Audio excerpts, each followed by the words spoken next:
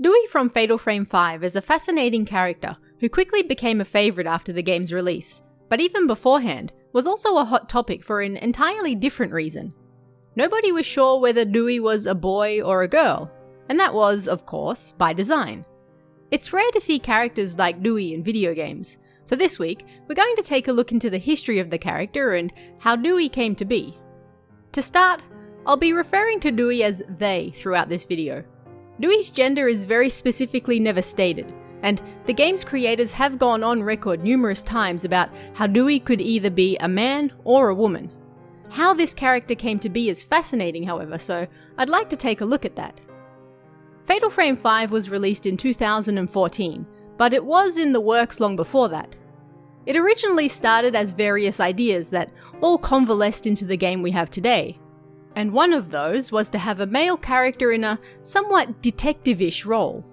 That was, of course, Den, the author in the game who ends up investigating the post-mortem photos in an attempt to uncover some strange dreams or perhaps memories he keeps having.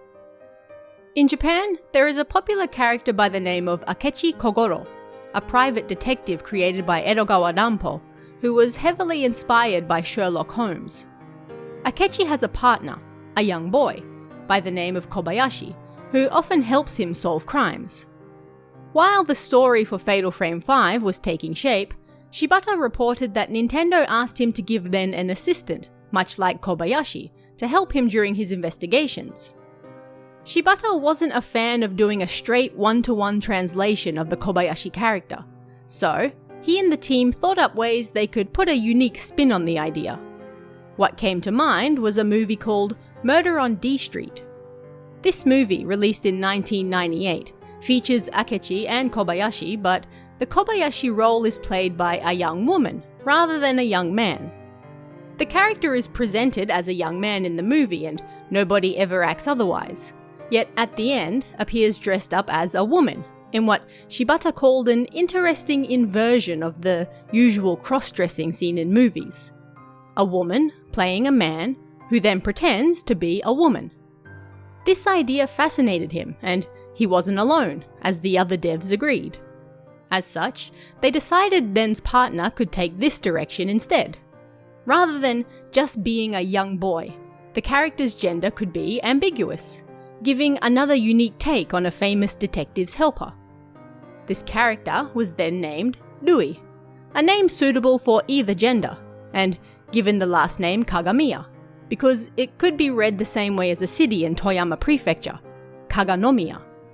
Dewey and Den supposedly became friends by talking about stories from the Toyama area, where they're both from, so Shibata simply checked Toyama for city names with the word Kagami, or mirror, in them, and picked that to round the name out. Here, Dewey was mostly born, a character that was neither male nor female, yet assisted Den in his work and, at times, could be vulnerable with him too. In story, Dewey was supposed to have just shown up on his doorstep one day, but we find out they were also introduced at a magazine company and from there became his assistant because Dewey was great at managing data and Den was terrible at it.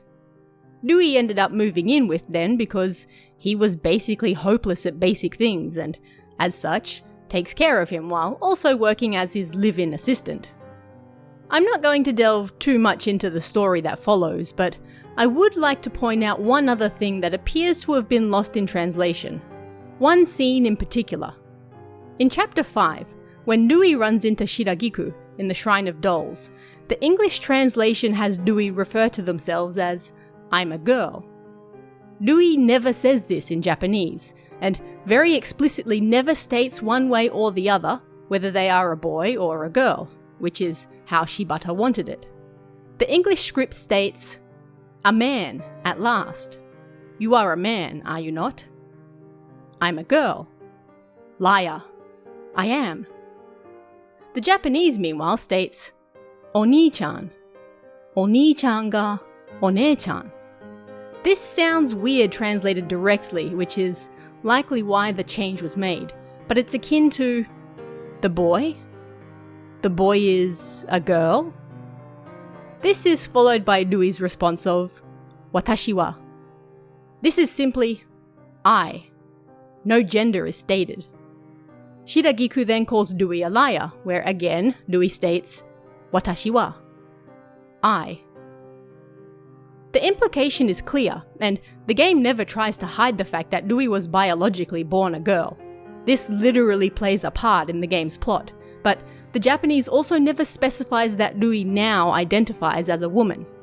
This is one of the few times I feel the translation did a poor job conveying the subtleties of the Japanese, and I feel it's worth pointing out, especially considering Shibata's wish that Dewey's gender never be stated one way or the other. He wished to leave the choice up to the players, whether they wanted to view Dewey as a man or a woman, and stated that even the developers had different opinions and thoughts on the matter. Dewey was intended to be ambiguous and remained that way in the original Japanese script. But that's the story of how the character of Dewey came to be, and the history behind creating such a unique and well-loved character. But what do you guys think? Let me know in the comments below, and I'll see you again next time.